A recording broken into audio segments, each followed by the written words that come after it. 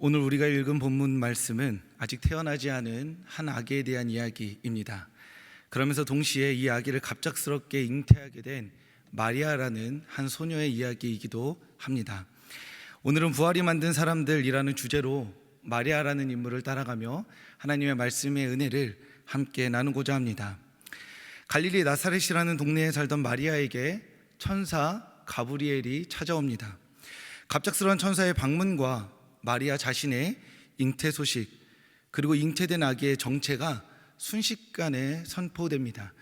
이것들이 하나하나 차분히 이루어진 것이 아니라 가브리엘이 와서 바로 모든 이야기를 다 꺼내놓습니다. 누가복음 1장 32절과 33절을 함께 읽겠습니다. 그가 큰 자가 되고 지극히 높으신 이의 아들이라 일컬어질 것이요 주 하나님께서 그 조상 다윗의 왕위를 그에게 주시리니 영원히 야곱의 집을 왕으로 다스리실 것이며 그 나라가 무궁하리라. 아멘. 천사 가브리엘은 말합니다. 마리아, 너가 임신할 건데 그 임신하는 과정은 일단 둘째치고 너의 뱃속에 들어오게 되는 그 아기가 지극히 높으신 이의 아들이다. 그리고 다윗의 왕위를 이을 거야 라고 말합니다. 어느 정도 교회 생활을 한 우리는 이 말이 하나님의 아들 예수님이 이제 마리아의 뱃속에 잉태되는구나 하고 생각할 수 있겠지만 10대 중반에 간 넘은 소녀 마리아에게는 이 문장 자체가 그대로 받아들여지지 않았습니다. 그리고 천사 가브리엘이 완곡하게 표현했지만 사실 더 정확하게 말하자면 하나님의 아들을 네가 임신했다, 이거거든요. 이 말을 가브리엘이 돌려 말하니 마리아 입장에서는 이 충격적인 내용보다 더 중요한 것이 나는 남자를 알지 못하는데 어떻게 임신할 수 있겠습니까? 라는 질문을 하는 것이죠. 우리는 보통 이 말씀을 묵상하면서 이렇게 특별하고 놀라운 일이 하나님의 아들 예수 그리스도를 잉태하게 되다니 라고 생각할 수 있지만 10대 소녀인 마리아에게는 불가능한 일이 지금 자신에게 일어나게 된 것입니다. 마리아는 이 아이가 어떤 아이인지 보다 어떻게 내가 임신할 수 있는지가 더 궁금했습니다. 그렇게 천사 가브리엘의 이 마리아에 대한 답과 마리아가 다시 응답하면서 누가복음 1장 37절과 37절에 이렇게 말합니다. 함께 읽겠습니다. 대저 하나님의 모든 말씀은 능하지 못하심이 없느니라. 마리아가 이르되 주여 여종이오니 말씀대로 내게 이루어지이다 하매 천사가 떠나가니라. 아멘. 남자를 알지 못하는 자신이 어떻게 아이를 낳을 수 있냐는 그 마리아의 질문에 천사 가브리엘은 하나님은 능치 못하심이 없다라고 선포합니다. 천사 가브리엘의 선포에 마리아가 말씀대로 내게 이루어질 것입니다 하고 응답하니 천사 가브리엘이 떠나갑니다. 갑작스러운 천사의 방문에 하나님의 아들을 임신했다는 소식을 전해들은 마리아도 아마 상황이 정확히 파악되지 않았을 것입니다. 불임에서 하나님의 은혜로 임신하게 됐던 아브라함과 사라의 이야기를 떠올렸을지도 모르겠습니다. 그리고 한나의 이야기가 떠오르면서 나에게 지금 무언가 특별한 일이 일어나고 있는 건가 생각했을지도 모르겠습니다. 너무 놀란 일이라서 꿈인지 환상인지 분간이 안 돼서 볼을 꼬집어 봤을지도 모르겠습니다. 그러다가 아무리 생각해도 꿈과 환상이라고 치기에는 너무나 생생한 하나님의 말씀이었기 때문에 자신의 배를 어루만져 보았을지도 모르겠습니다. 그런데 이 모든 상황, 천사가 나타나서 하나님의 특별한 말씀을 전해주었다라는 이 상황 이외에 더 중요한 것이 한 가지 있는데, 그것은 무엇이냐면 마리아는 자신에게 선포된 하나님의 말씀에 말씀대로 이루어지기를 바랍니다 라고 믿음으로 고백했다는 것입니다. 지금 자기에게 선포되는 이 말씀, 이 상황, 이것에 대한 해석, 그 모든 것은 차치하고서라도 하나님께서 나에게 말씀하셨으니 그 말씀이 하나님의 뜻대로 내 인생에 이루어지게 하여 주시옵소서라고 믿음으로 고백했던 것입니다. 여러분, 마리아에게 선포된 하나님의 말씀은 좋은 것이었을까요? 그러니까 마리아가 들으면서 이거 좀 좋은 것 같은데 아멘 하고 이 말씀을 받아버렸을까요? 결코 그렇지 않습니다. 결혼을 앞둔 10대 소녀가 아버지를 알 수 없는 아이를 임신했다는 것, 그것이 그 공동체에 얼마나 큰 파장을 일으켰을지는 우리도 짐작할 수 있습니다. 레위기 20장 말씀을 들어서 간음인이 돌팔매질로 죽여야 한다라는 율법을 상기하지 않더라도 평생 마리아를 따라다니는 간음이라는 낙인, 그 평생에 속박이 되어서 살아가야 할 마리아의 인생을 우리는 짐작해 볼 수 있습니다. 그리고 자신의 아이가 지극히 높으신 이의 아들이다. 지금 여러분들이 잘 몰라서 그러는데 내가 지금 간음한 것이 아니라 내가 지금 어떤 부적절한 일을 행한 것이 아니라 천사가 나에게 나타나서 하나님의 아들이라 말했다 라고 말해버린다면 그 자리에서 신성모독으로 직결심판을 받았을 것입니다. 그러니 마리아에게 선포된 하나님의 말씀은 마리아를 평생 간음이라는 낙인 속에서 살게 하면서 동시에 그 아이를 성령의 능력으로 잉태된 특별한 아이임을 믿고 살아가게 하는 말씀이었던 것입니다. 마리아는 이 말씀을 믿었고 그 말씀대로 자신에게 이루어지기를 고백합니다. 자신의 삶과 상황을 사람들의 말과 시선, 심지어 당대의 율법이 정의 내리지 못하게 하였습니다. 마리아는 하나님께서 자신의 삶과 상황 가운데 말씀하셨기에 그 일이 무엇이든 하나님의 역사라 믿고 그 삶을 온전한 순종 가운데 살아가기로 결단한 것입니다. 그래서 사람들과 또는 율법에 능력이 있는 것이 아니라 대저 하나님의 말씀은 능치 못하심이 없다는 그 말씀에 능력이 있음을 믿고 자신의 삶을 기꺼이 껴안을 수 있었던 것입니다. 수요 예배에 오신 성도님들이 감당하고 계신 그 삶이 능치 못하심이 없는 하나님의 말씀인 줄로 믿습니다. 그 삶을 누가 무엇라 정의하든, 그 삶이 어디에서 시작되었든, 그래서 내가 경험해내고 있는 이 삶으로 말미암아 얼마나 괴롭고 힘들든 그것은 하나님이 우리 인생 가운데 선포하신 하나님의 말씀입니다. 그 하나님의 말씀이 오늘 우리의 삶을 믿기에 우리의 삶은 하나님의 말씀 안에서 새로워질 수 있습니다. 그래서 우리는 이 삶을 포기하지 않고 기꺼이 감당할 수 있는 것입니다. 왜냐하면 대저 하나님의 말씀은 능치 못하심이 없기 때문입니다.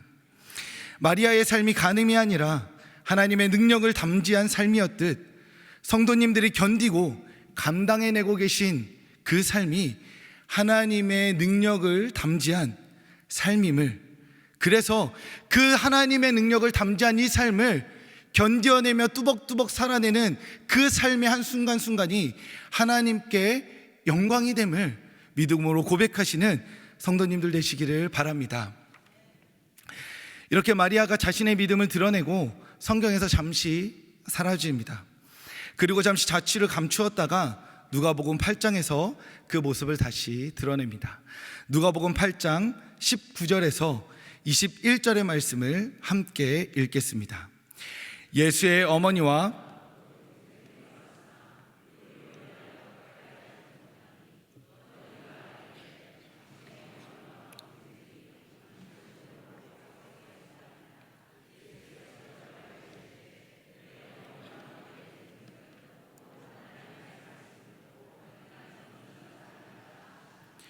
아멘.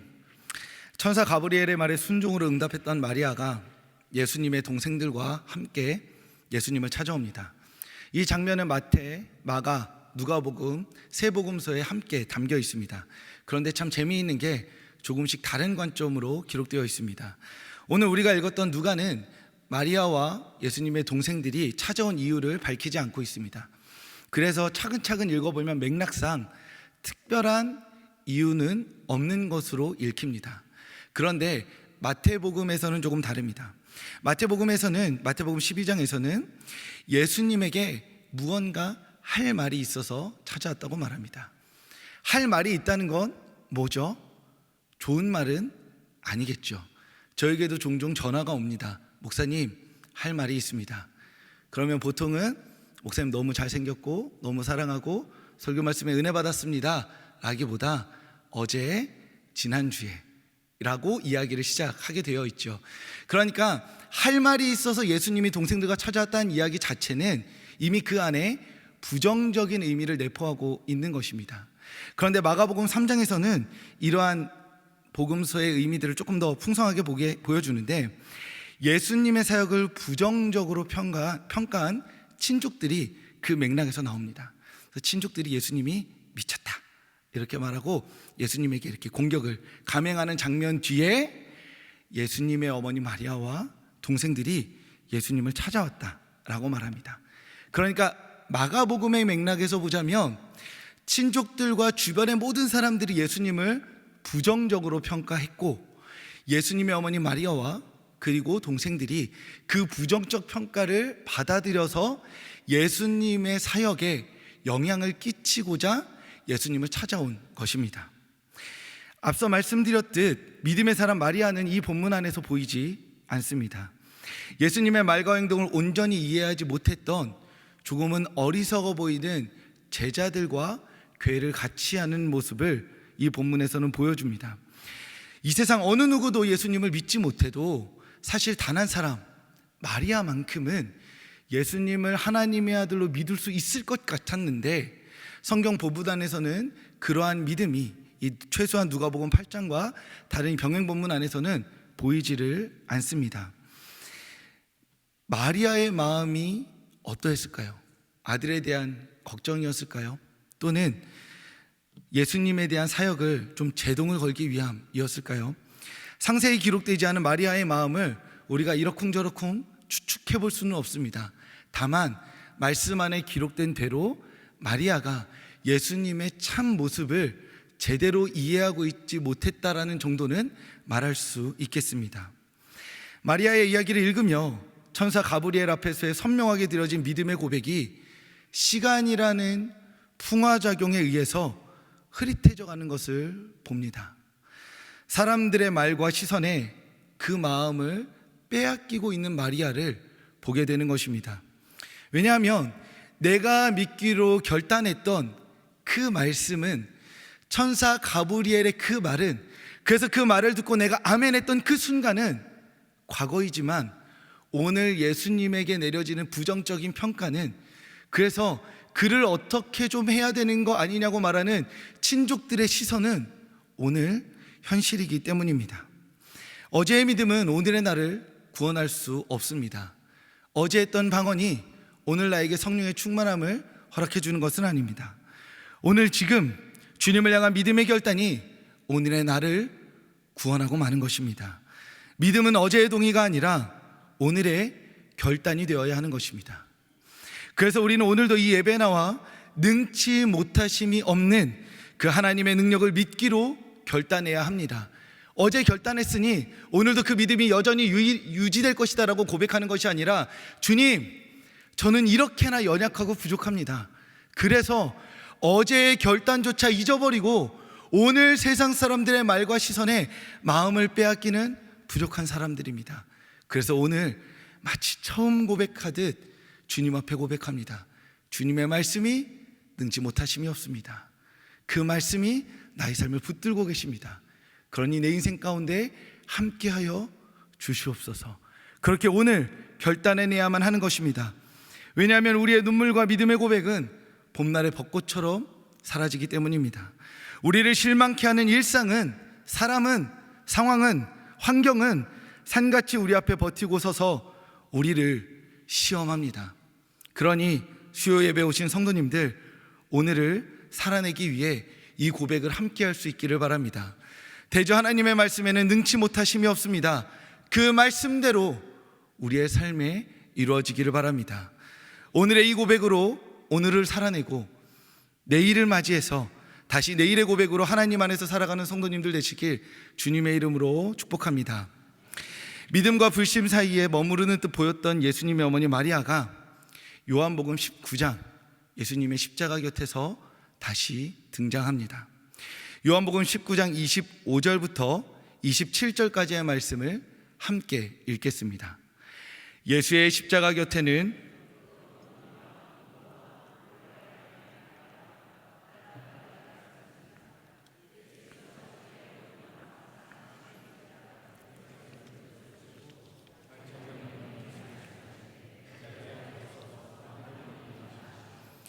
또 제자에게 이르시되 보라 내 어머니라 하신대 그때부터 그 제자가 자기 집에 모시니라. 아멘. 예수님께서 십자가에 달리셔서 곁에 있는 어머니 마리아를 봅니다. 그리고 마리아를 부를 때 여자여라는 특별한 용어를 사용하십니다. 이 표현은 가나 혼인잔치에서 예수님에게 마리아가 찾아가서 아들아 포도주가 다 떨어졌다 라고 마리아가 이야기했을 때 예수님께서 대답하셨던 표현입니다. 여자여 아직 내 때가 이르지 않았습니다 라고 했을 때 그 여자여입니다. 예수님께서 십자가 곁에 계신 마리아를 향해 어머니가 아니라 여자여라고 말한 의도는 무엇일까요? 그 마지막 순간에 마지막 숨을 뱉어내시며 어머니라고 말씀하실 수 있었을 텐데 굳이 그 자리에서 여자여라는 말을 왜 사용하셨을까요? 예수님께서 십자가에 달려 죽으신 것은 마리아의 아들로 달리신 것이 아니었습니다. 하나님의 아들로서 세상 죄를 지고 가는 어린 양이 되어 우리를 위해 그 목숨을 내어 놓으셨습니다.